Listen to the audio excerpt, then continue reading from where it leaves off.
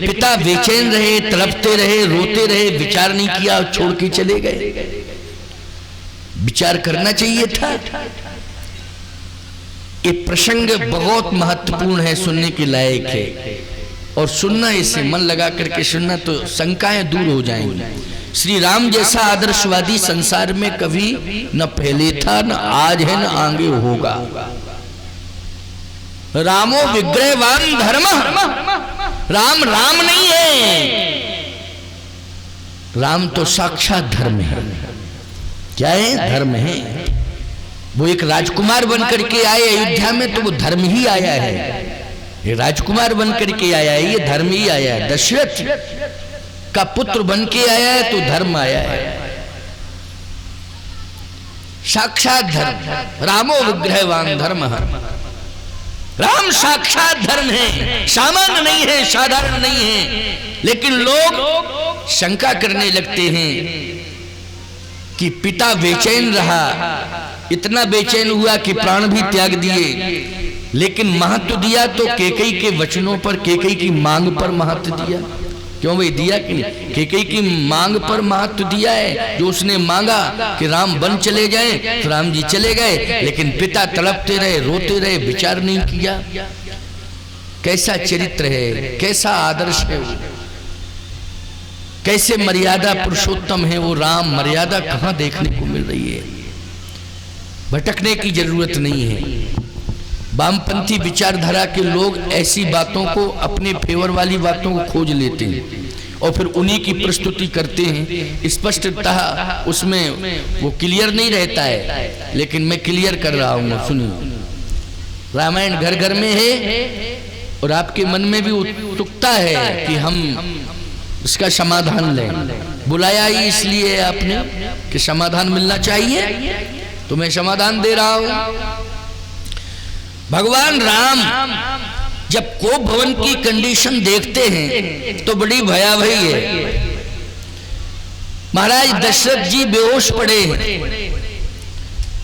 और कैकेयी जी बैठी हैं समीप में, लेकिन कहीं भी किसी भी प्रकार से कैकेयी जी का ये भाव नहीं दिखाई दे रहा है कि वो बेहोश चक्रवर्ती सम्राट को संभाल रही हैं।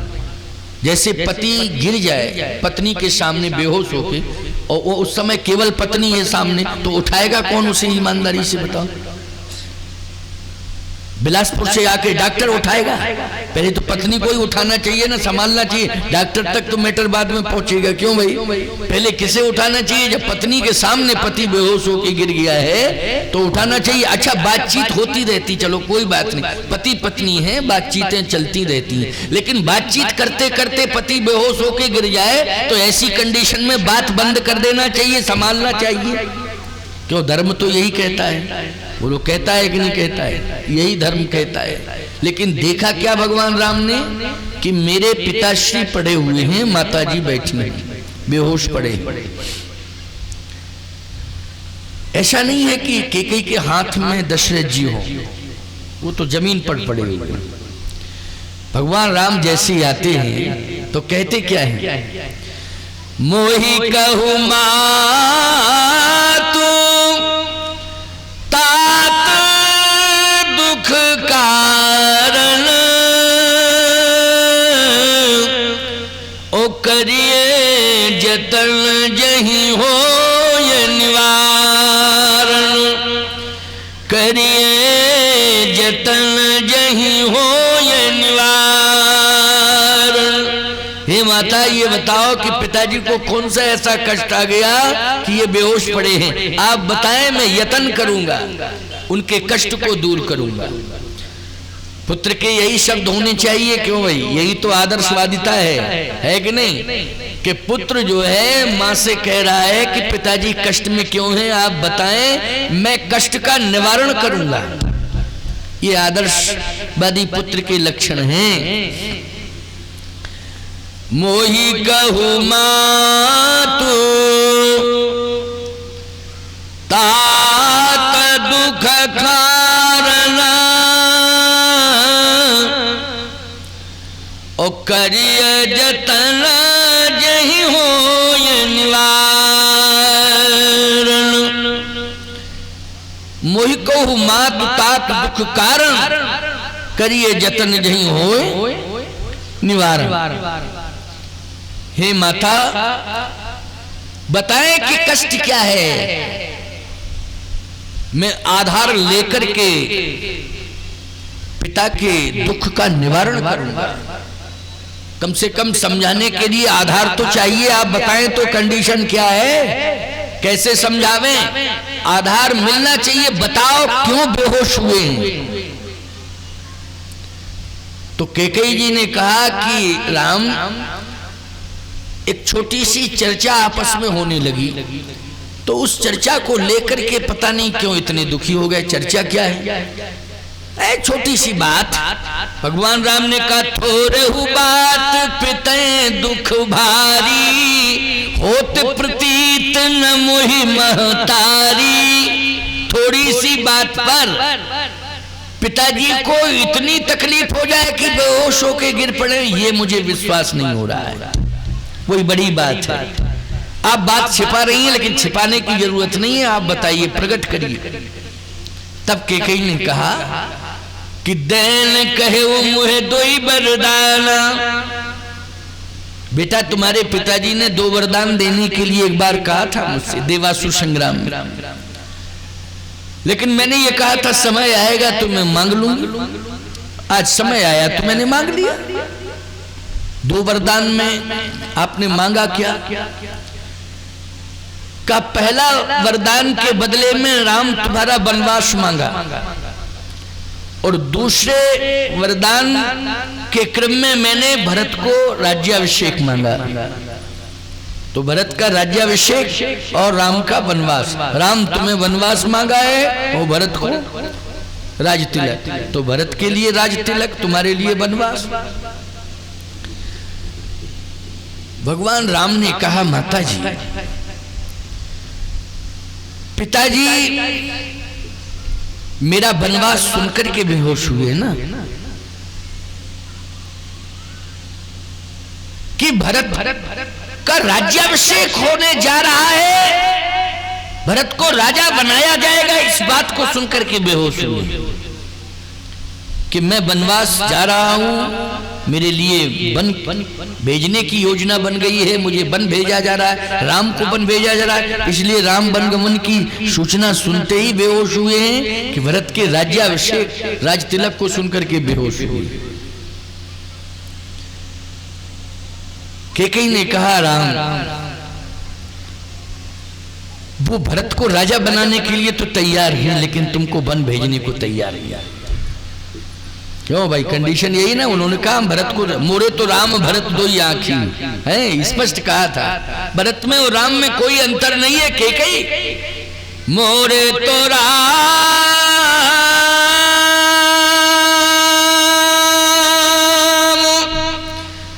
भरत दुई आँखी,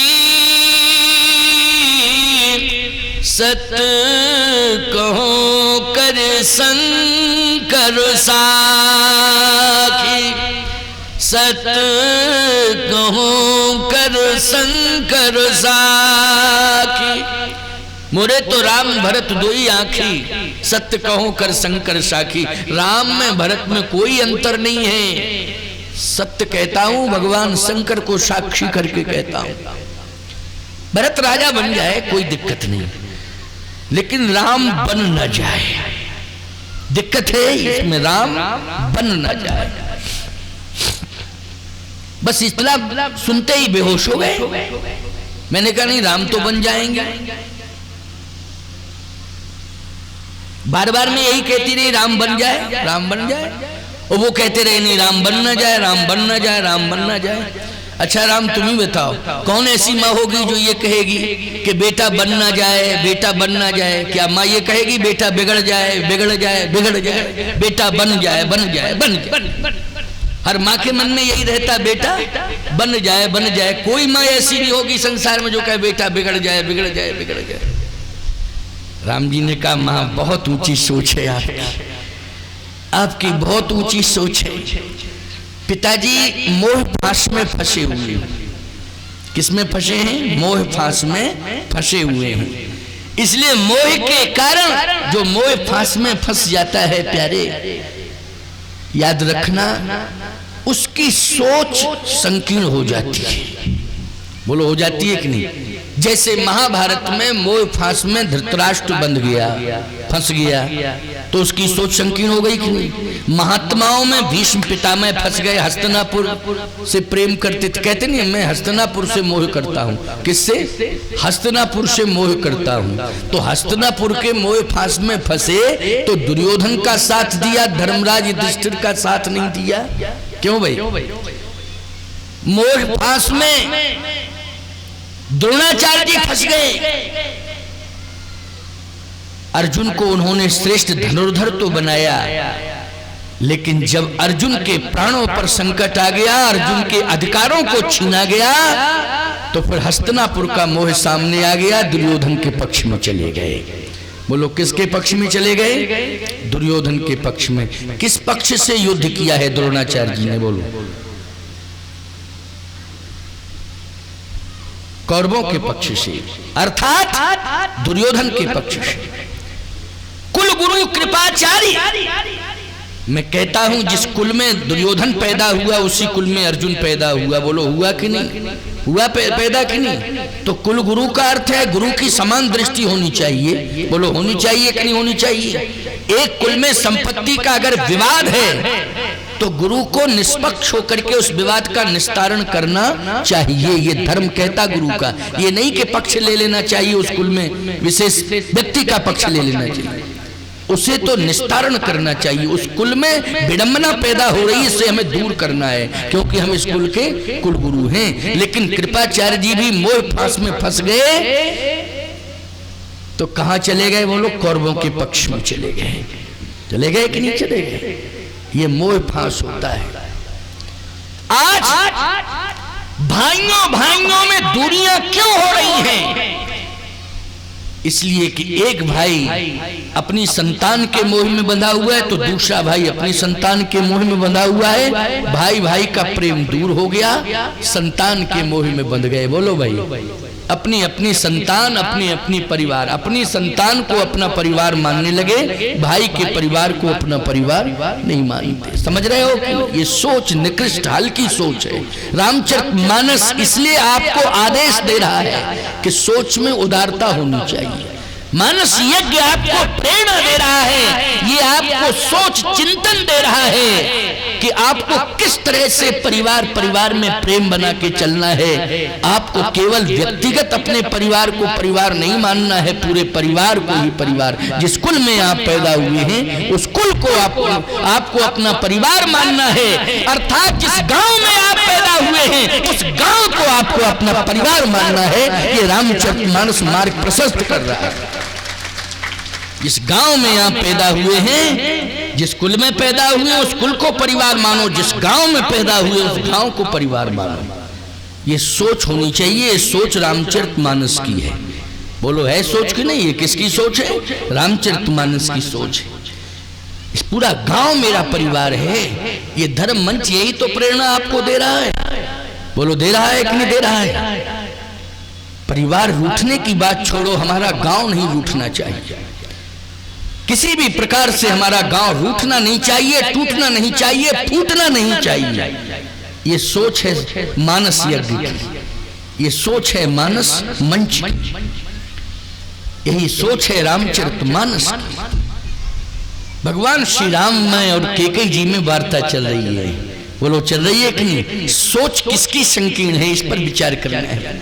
ऐसी बात नहीं है माताओं कि केवल सिर्फ व सिर्फ कैकेयी भरत को ही राजा बनाने पर आमादा है कि भरत मेरा राजा बन जाए। और मैं एक बात कहता हूं, राजा जो बनता है वो आजीवन होता है। क्यों भाई? राजा जो बनता है वो आजीवन होता है कि नहीं? जल्दी बोलो। राजतंत्र की परंपरा यही है कि नहीं? वो अपने जीवन काल में स्वेच्छा से किसी को उत्तराधिकारी घोषित कर दे, लेकिन राजतंत्र में चुनाव नहीं होता है, प्रजातंत्र में चुनाव होता है। आपने विधायक सांसद बनाए हैं, 5 साल के लिए बनाए हैं। बोलो बनाए हैं कि नहीं बनाए हैं? ये गारंटी थोड़ी रहती है कि जिंदगी भर के लिए आपने बना दिया है। प्रधानमंत्री आपने बनाया है, 5 साल की गारंटी, इसके बाद फिर प्रजा किसे अपना मत दे रही है? अगर दे देगी तो फिर वही बन जाएगा, क्यों भाई? लेकिन राजतंत्र का ये नियम नहीं है।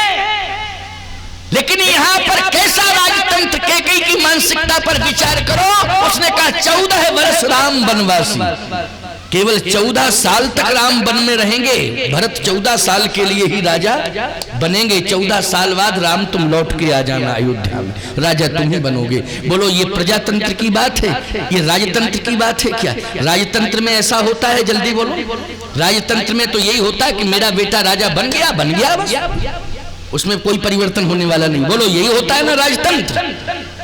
लेकिन स्पष्ट कैकेयी ने कहा 14 वर्ष राम वनवासी, केवल 14 साल के लिए। लोग कहते हैं वो 14 साल में पूर्ण अधिकार हो जाता है, गलत बात है सर। राजतंत्र में तो एक बार राजा बन गया, अंतिम श्वास तक उसका अधिकार रहता है। बोलो रहता है कि नहीं रहता है?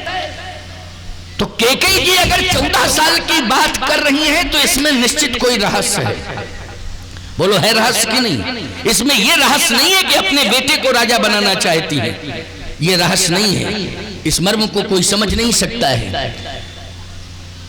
अगर वो राजा ही बनाना चाहती है भरत को तो उसे 14 वर्ष की बात नहीं कहनी चाहिए थी, केवल ये कहना चाहिए था कि मेरा बेटा ही राजा बनेगा। लेकिन तापस वेश, और सुनिए, अगर कहीं कोई ऐसी बात है कि दशरथ जी से कैकेयी रूठ गई थी या दशरथ जी को वो पसंद नहीं करती थी, तो फिर भाषा क्यों इतनी अच्छी बोल रही है? सुनहु प्राण प्रिय भावत जी का, ओ देहु एक बर भर टीका। इसका मतलब है अनुरोध कर रही है। सुनहु प्राण प्रिय भावत, अनुरोध। क्यों? आदेश नहीं, अनुरोध, हट नहीं, प्रार्थना। अच्छा, प्रार्थना की भी चौपाई आ गई। दूसर बर मांगहु कर जोरी। ये कर जोरी क्या है? प्रार्थना ही है कि नहीं? जल्दी बोलो, इसको क्या कहोगे? हैं? प्रार्थना वाले हाथ तो इस मुद्रा में होते हैं, आदेश वाले हाथ नहीं। ऐसा करना ही पड़ेगा, ऐसा ही होगा। लेकिन आप कह रहे नहीं ऐसा हो जाए तो, इसका मतलब है प्रार्थना। क्या कर रही है? प्रार्थना। ये रामायण की चौपाई है कि किसी ने बना के रख दिए, किसी ने लिख दिया? नहीं, रामायण की चौपाई। दूसर बर मांगहु कर जोरी,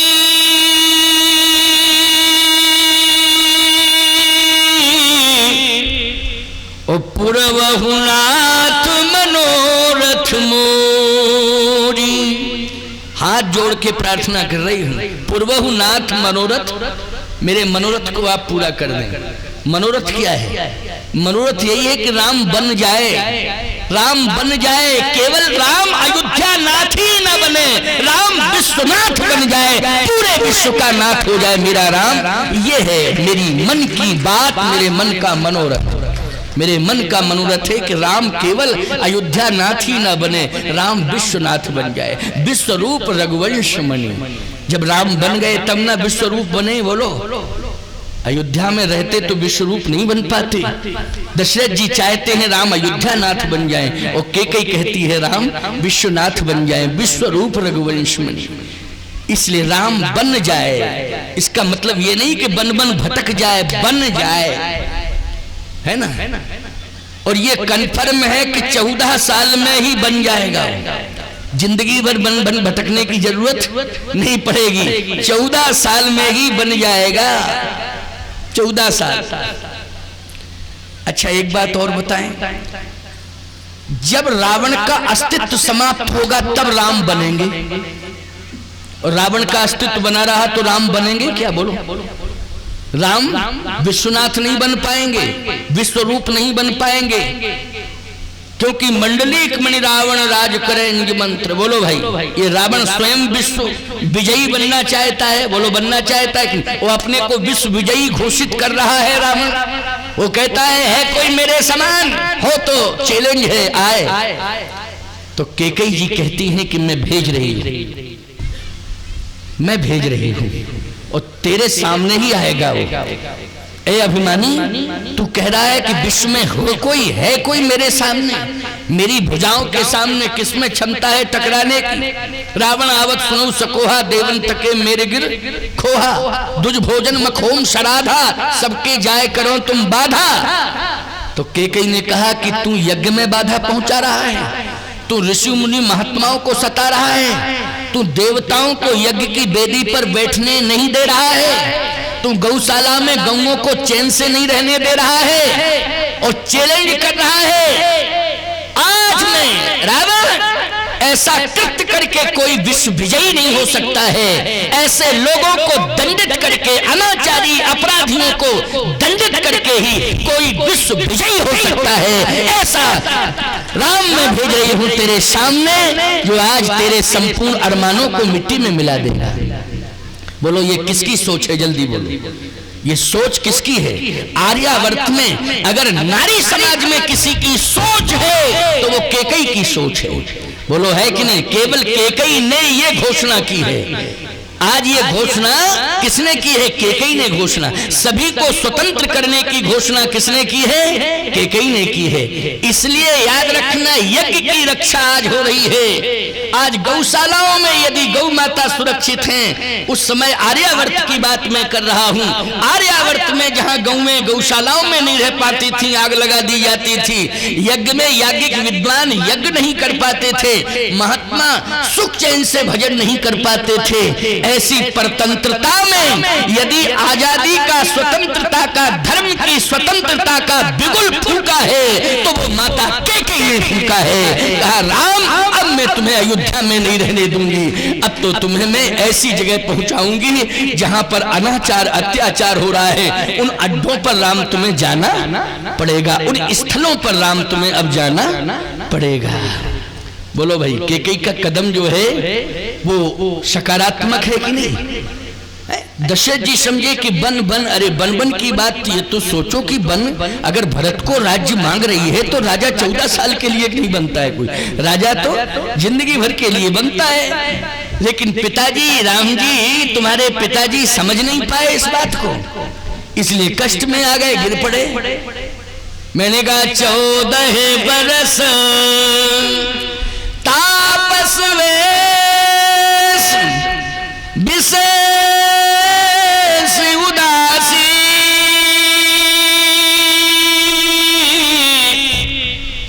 14 बरस राम बनवासी। 14 साल के लिए राम बन चले जाएं तो राम, तुम इस रहस्य को समझ रहे हो कि रावण की आयु ही 14 साल बची है मात्र। इस मर्म को तुम जानते हो, पिताजी पता नहीं समझ पा रहे कि नहीं समझ पा रहे। रावण की आयु कितनी बची है?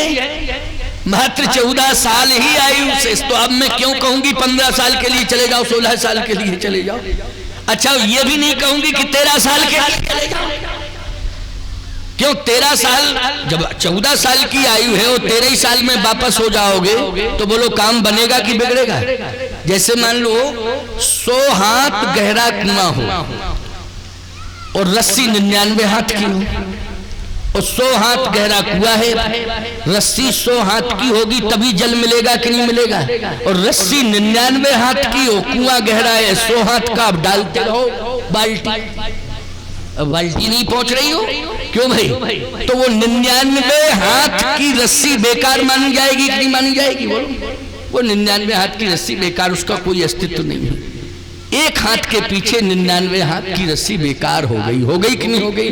इसलिए न तो मैं 15 साल की बात कह रही हूं, न 13 साल की बात। रावण की आयु ही बची है मात्र 14 साल मात्र। अब ईमानदारी के साथ बताना, कैकेयी की वार्ता दशरथ जी से हो रही है कि ब्रह्मा जी से हो रही है? जल्दी बोलो। ये आयु का निर्धारण कौन करता है? ब्रह्मा करता है। तो कैकेयी की बात किससे हो रही? दशरथ जी से हो रही कि ब्रह्मा जी से हो रही है? ब्रह्मा जी से। और ब्रह्मा जी की बात किससे हो रही? राम जी से हो रही है। बोलो हो रही है कि नहीं? ब्रह्मा जी की बात, क्योंकि ब्रह्मा अपने आप कोई विधान नहीं बनाता है, अंतिम हस्ताक्षर तो उसमें ब्रह्म करता है। ब्रह्मा के विधान में अंतिम हस्ताक्षर कौन करता है? जल्दी बोलो, कौन करता है? ब्रह्म करता है। बोलो भाई, संविधान बनता है लेकिन जब तक राष्ट्रपति का हस्ताक्षर नहीं हो जाता है तब तक वो संविधान प्रमाणित माना जाता है क्या? बोलो, क्योंकि सर्वोच्च पद पर बैठा हुआ है वो। ठीक इसी प्रकार से ब्रह्मा विधान बनाता है, लेकिन याद रखना अंतिम हस्ताक्षर तो ब्रह्म का होता है। और राम ब्रह्म परमार्थ रूपा, राम जी ब्रह्म हैं, इसलिए उन्हीं का तो हस्ताक्षर है। तो बोलो, ये प्रमाणित करके कि रावण की 14 साल मात्र शेष आयु हो गई, इसमें अंतिम हस्ताक्षर किसने किया है? ब्रह्म ने किया है। और वही व्यापक ब्रह्म निरंजन निर्गुण विगत विनोद, और सो अज प्रेम भगत बस कौशल्या की गोद। वही ब्रह्म तो कौशल्या की गोद में आया है। तो ईमानदारी से बताओ, ये जो विधान है ये कैकेयी ने बनाया है कि ये ब्रह्म ने बनाया है विधान? ये तो स्वयं ब्रह्म ने अर्थात राम ने ही विधान बनाया है। इसलिए राम जी किसकी बात को महत्व दे रहे हैं? जल्दी बोलो। माँ की बात को महत्व दे रहे हैं। समझ में आ गई बात कि नहीं? किसकी बात को महत्व दे रहे हैं? माँ की बात को महत्व दे रहे हैं, कल्याण के लिए, जन कल्याण के लिए। अच्छा, कौन ऐसा संसार में है, मुझे ये बताओ, कि रावण बचा रहे, रावण मरे ना? बता दे जरा कोई माई कला। इतने लोगों में ही कोई, कल बता देना, जरा लिख करके दे देना कि हम चाहते हैं कि रावण का अस्तित्व रहना चाहिए। बोलो, ऐसा कौन होगा? सभी चाहते हैं कि रावण जैसा व्यक्ति नहीं रहना चाहिए, रावण जैसा विचार नहीं रहना चाहिए। इसलिए हर दशहरा के दिन रावण को